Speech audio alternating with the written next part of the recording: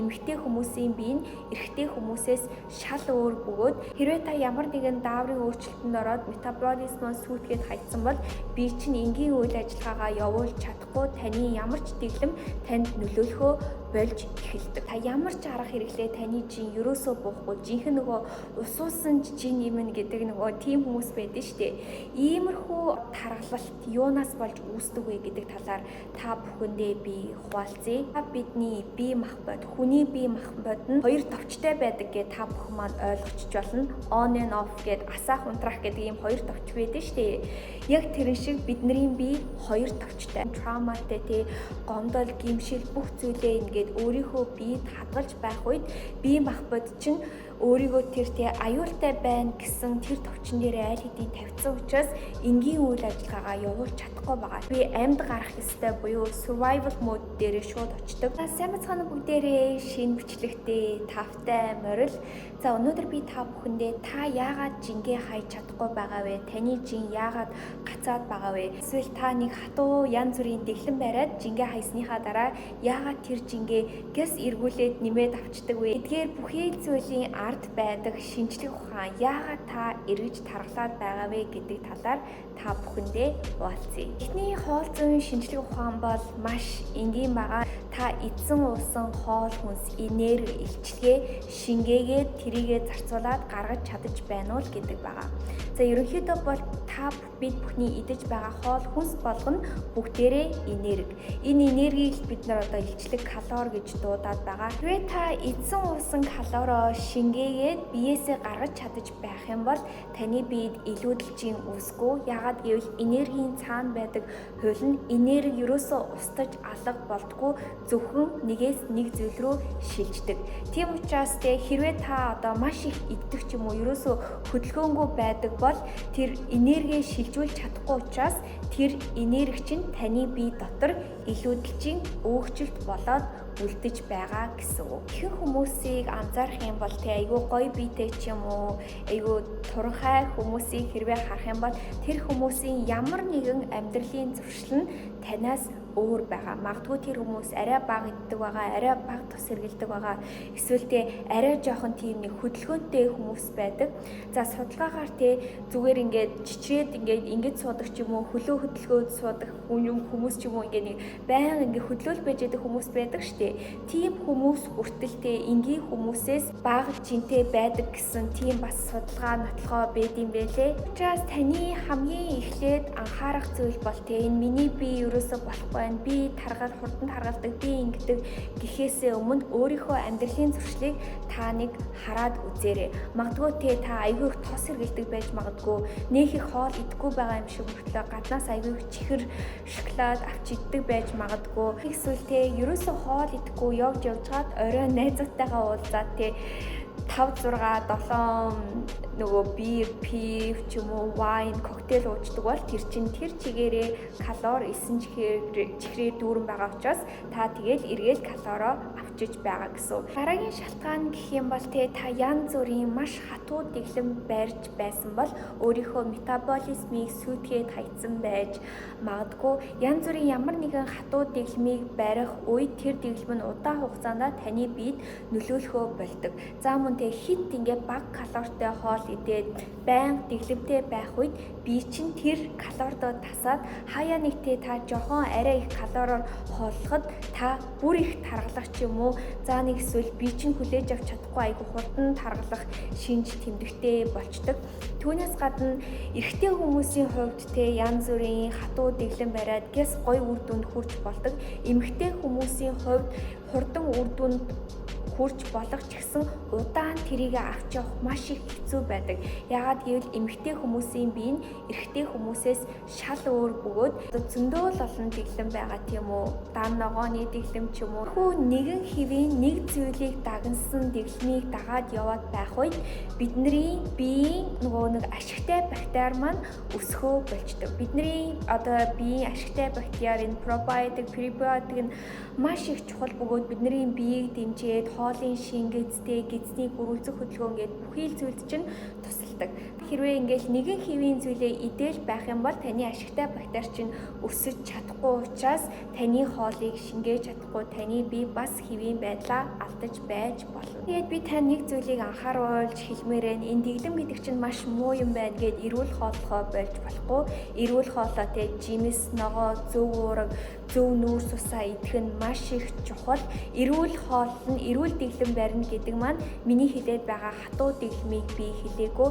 Хатуу дэглэм гэдэг маань те зөвхөн ногооны ч юм уу, зөвхөн жимсний ч юм уу нэг тийм сонь дэглэмүүд байдаг шүү дээ. Ерөнхийдөө бол тэр дэглэмийг хэлээд байгаа гэд ойлгож болно. Ерөнхийдөө бол эрүүл, зөв, тэнцвэрсэн хооллоо. Тэгээ бас энэ калорийн шинжлэх ухаанаар өөрийнхөө BMR-ыг тодорхойлснороо яг одоо зөв эрүүл дэглэмээ бариад явах юм бол гайхалтай үр дүнд хүрч болдог.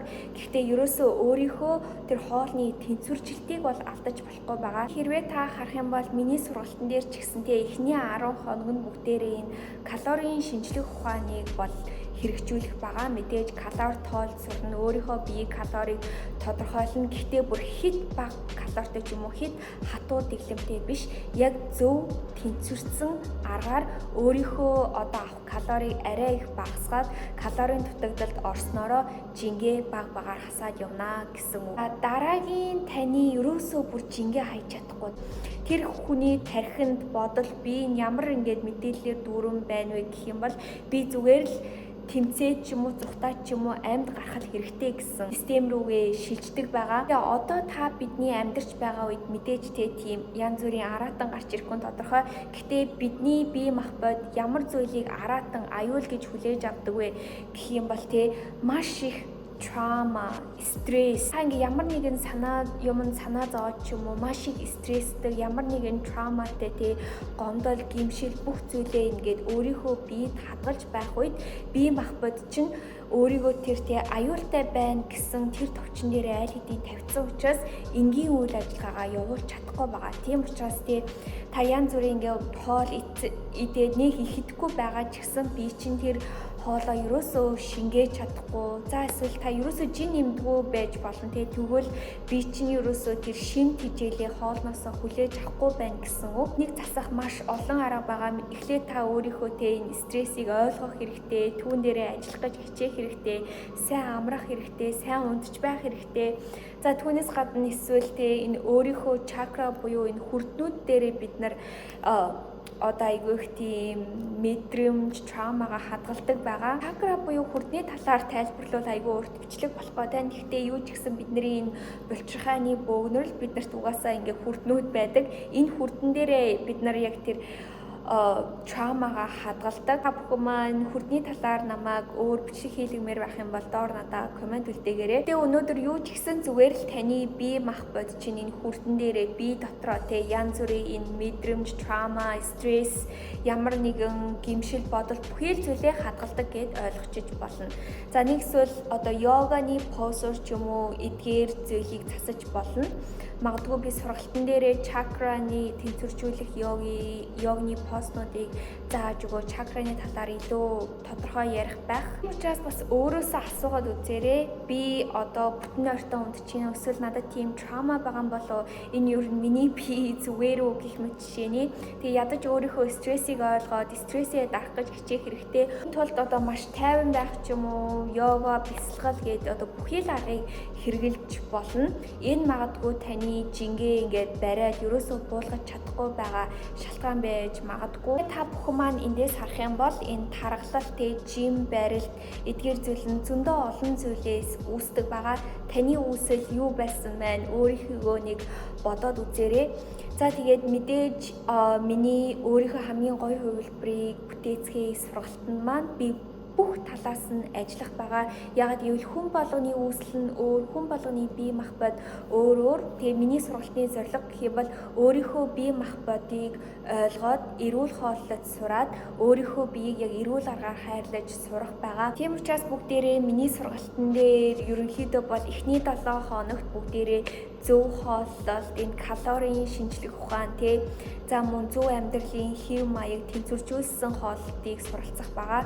За дараагийн 7 хоног ч гэсэн хэрвээ та тэр стрессээ биендээ хадгалдаг бол таны стресс рүү чиглэж ажиллана. Сүйтгэсэн метаболизмыг эргэж сэргээх, даавар дээр чинь ажиллах гээд түүнээс гадна би ерөөсөө дасгал хөдөлгөөний талаар ерөөсөө яриаггүй юм байна. Тэгэж за хооллолт бол үнэхээр чухал. Гэхдээ та бүхэн маань би ингээд зүгээр л хоолоод байх юм бол дасгал хөдөлгөөн хийх хэрэггүй байна гэж бодож болохгүй.